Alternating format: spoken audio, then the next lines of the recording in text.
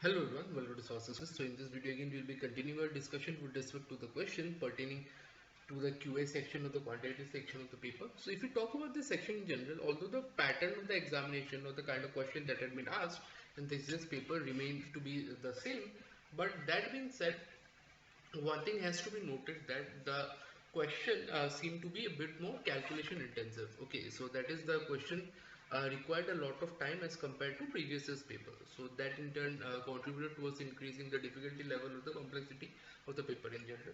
So what we're going to be doing in this particular video is that we'll focus on each and every question pertaining to the section itself and try and solve each and every question pertaining to the same. We'll start off with four unique questions of the same, 51 to 54, and we'll also understand the approach involved with the same. Okay. So having said that, let's focus on the question in front of us. Let's start with 51. In a division sum, the divisor is 3 times the quotient and 6 times the remainder. If the remainder is 2, then the dividend is okay. Let's start off by 51. So he has given remainder is 2. Okay. So as the remainder is given 2 and also it's given that divisor is 3 times 6 times the remainder. Therefore, divisor will be 2 into 6, that is 12. Also, quotient is given, divisor is 3 times the quotient. Therefore, quotient will be 12 by 3, that is 4. Okay, so with that said, we have remainder equal to 2, divisor equal to 12 and quotient equal to 4. So now what we are asked is what is the dividend. So dividend can be written as written as a divisor into quotient plus remainder. Okay, therefore 12 into 4 plus 2, that is 50. Option C will be our answer. So I hope this is clear. So having said that, let's move on to question number 52 now. 1 by 7 plus 99 by 692 by 693 into 99 is equal to, okay, so let's take a look. 52. So we have 1 by 7 plus 999 692 by 693 into 99. Okay, so this is what we have. So if we further try and solve the same, what we can actually get is, say, 1 by 7 plus 999 plus 692 by 693 into 999. We can write, oh, into 99, sorry.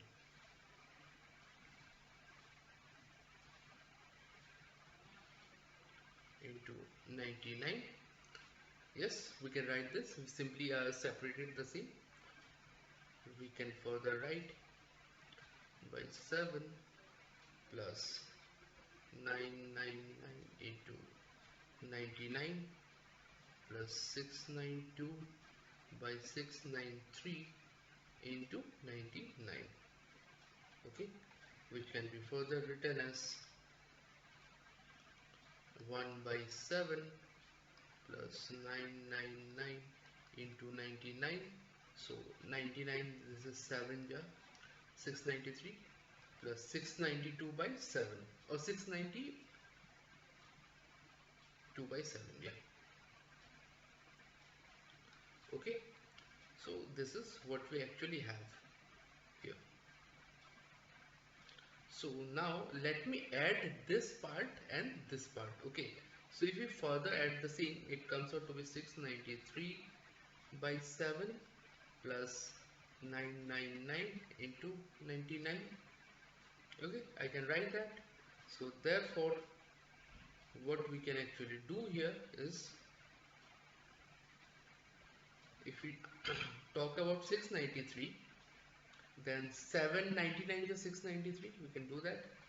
6969. So let's do one thing, take 99 common. So 1 plus 999, that is 99 into 1000, that is 99000. So 99000, yes, option D will be the answer. So I hope this is clear to you. 51 and 55, how we came about with the solution of the same. Okay, so having said that, let's move to 53 now.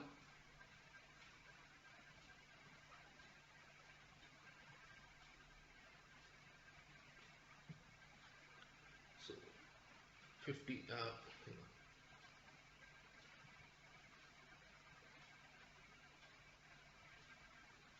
53. Okay, so it's given that let cube root a equal to cube root 26 plus cube root 7 plus cube root 20. Then we need to actually find the value of a, whether find basically the range of a. Okay, so now according to the question, the given digits that have been mentioned in this particular question are basically 26, 7 and 63. Okay, so these three digits are basically mentioned, but according to the q value we actually use such digit, like say for cube, the nearest perfect cube for 26 will be 27, 27 being 3 cube, and the nearest perfect cube for 7 would be 8 being 2 cube, and the nearest perfect cube for 63 would be 64, that is what can you say, 4 cube. Okay, so these are the nearest cube we have to all these numbers. So now let me do one thing. Say we are given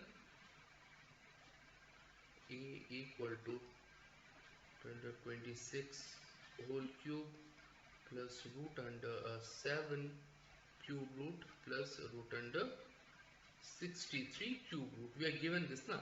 So since it's under the cube, let me assume the value to be almost equal to, say 27 cube root plus 8 cube root. I am considering the value to be almost equal because it will be just a matter of few decimals only, the difference, and 64. So okay, so this is what we have right now. So now this will be somewhat equal to, say 3 plus 2 plus 4. Okay, that's what we have. So 5, so that is somewhere equal to 9.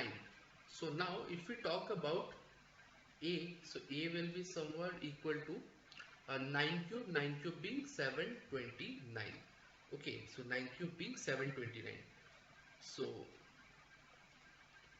with that said, okay, so now consider one thing. Okay, the numbers were less, the numbers that we have taken, that is 27, 8 and 64, these numbers are greater than the original number by 111.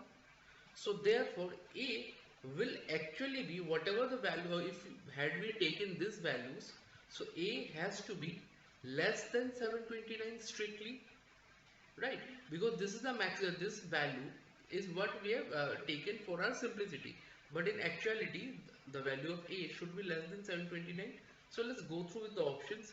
Greater than 729, no, not possible. Equal, no, it won't be equal, it will be almost equal, but in actuality it will be less than 729, again wrong. So this 216, no, it doesn't make sense. But this value, just by virtue of this, we can actually conclude it is greater than or less than 729. Okay, so this is something that actually confirms the entire thing. So I hope this is clear, the approach involved into solving the same. Now having said that, let's move on to the very last question, that is 54. So if we talk about number 54, we have the prime number of prime factors of 6 to the power 333 into 7 to the power 222 into 8 to the power 111 is, so here what are the number we have? 6333 into 7222 into 8111. Okay, so this one we can write this as 6 is a factor of 2 and 3, so basically we can write 2333 into 3333 and 7222 into 8. 8 is basically 2 cubes, so we can also write 2 into 3 multiplied by the entire thing. Okay, we can write this now. 2 to the power 333, 2 to the power 333, so that is 2666 into 3 to the power 333 into 7 to the power 222. Okay, so this is what we have. Now here if we talk about number of prime factors, if we talk about number of prime factors, then we have 666 for 2 plus 333 prime factors for 3 plus 222 prime factors for 7. That would be equal to say 1 1 2 2 1. Okay, so 1 2 2 1. Option C is the answer. So I hope this is clear. So with that said, we have come to the end of the video.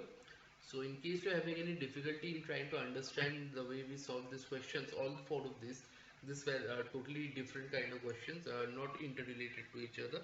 Kindly go through the video and then subsequently try and solve all these questions on your own, keeping the video as a reference. Try and go through the video as many times as you are comfortable.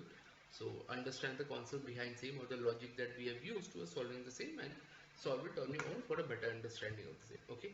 Having said that, in case you like the video and if you're looking to get yourself a detailed solution of the entire paper pertaining to the QA section, BA section or the LRDA section or GI section in general, feel free to connect with us. For that, what you can do is go through the description of the video where you will find a bunch of details pertaining to connecting with us, like our website URL, our email IDs, and also our numbers for call, text or WhatsApp. Feel free to connect with us if you have any kind of doubt pertaining to your exam preparation, competitive exam preparation, as well for any kind of guidance that you might need, any doubt pertaining to any subject or any topic wise query. Feel free to connect with us and we'll be more than happy to help you out with the same as well. So with all that said and done, in case you like the video, make sure to like and subscribe to the channel so that we can keep coming up with relevant content such as this further down the line. And all said and done, I'm signing out. Thank you, sir.